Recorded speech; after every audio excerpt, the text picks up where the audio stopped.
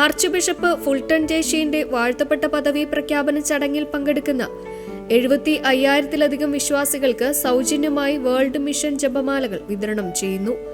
Arch bishop Fulton Sheen സ്വയം രൂപകൽപ്പന ചെയ്ത ഈ സവിശേഷ ജപമാലകൾ നിർമ്മിക്കാൻ രാജ്യമെമ്പാടുമുള്ള സന്യാസിനികളും കുടുംബങ്ങളും കുട്ടികളും കൈകോർത്തു. ചടങ്ങിനു മുമ്പായി എല്ലാവരും ഈ ജപമാല ഉപയോഗിച്ച് ലോക മിഷനായി പ്രാർത്ഥിക്കണം. 1951 ആർച്ച് ബിഷപ്പ് ഫുൾട്ടൺ ഷീൻ തന്നെയാണ് ഈ ബഹുവർണ്ണ ജപമാല വിശ്വാസികൾക്ക് പരിചയപ്പെടുത്തിയത്.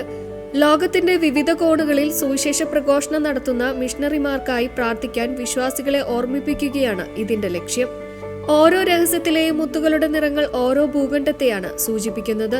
പച്ച ആഫ്രിക്കയെയും നീല പസഫിക് ദ്വീപുകളെയും വെള്ള യൂറോപ്പിനെയും മാർപ്പാപ്പയുടെ ശുശ്രൂഷയെയും ചുവപ്പ് അമേരിക്കൻ ഭൂഖണ്ഡങ്ങളെയും വിശ്വാസത്തിനായി ജീവൻ സമർപ്പിച്ച മിഷണറിമാരെയും മഞ്ഞ ഏഷ്യയെയും കിഴക്കുതിക്കുന്ന പ്രഭാത സൂര്യനെയും സൂചിപ്പിക്കുന്നു. 75,000 ജപമാലകൾ ചുരുങ്ങിയ സമയത്തിനുള്ളിൽ നിർമ്മിക്കുക വലിയ വെല്ലുവിളിയായിരുന്നെങ്കിലും രാജ്യവ്യാപകമായി സന്യാസിനികളും കുടുംബങ്ങളും കുട്ടികളും വിശ്വാസ സമൂഹവും ഈ ദൗത്യം ഏറ്റെടുത്തു.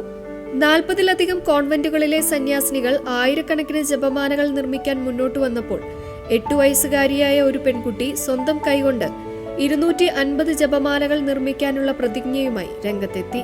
വാഴ്ത്തപ്പെട്ട പദവി പ്രഖ്യാപന ചടങ്ങിന് മുമ്പ് എല്ലാ ജപമാലകളും ആശീർവദിച്ച ശേഷം വിശ്വാസികൾക്ക് വിതരണം ചെയ്യാനാണ് തീരുമാനം. ചടങ്ങിനു ശേഷവും ലോകമെമ്പാടുമുള്ള മിഷനുകൾക്കായി ഈ ജപമാല പ്രാർത്ഥന തുടരണമെന്നാണ് സംഘാടകരുടെ ലക്ഷ്യം. അധികമായി ലഭിക്കുന്ന ജപമാലകൾ വിവിധ മിഷൻ പ്രദേശങ്ങളിലേക്ക് അയക്കാനും പദ്ധതിയുണ്ട്.